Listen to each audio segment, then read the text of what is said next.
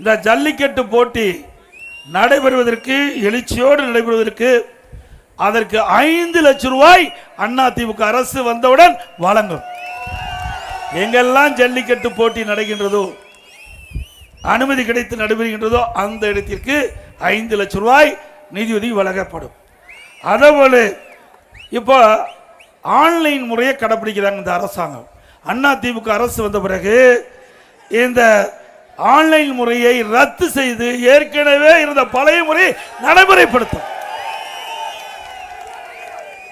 அதே போல ஜல்லிக்கட்டு போட்டி நடக்கின்ற போது காளைகளால் ஜல்லிக்கட்டு வீரர்கள் படுகாயமடைந்து உயிரிழந்தால் அந்த வீரர் குடும்பத்திற்கு 10 லட்சம் ரூபாய் நிவாரணம் வழங்கப்படும்.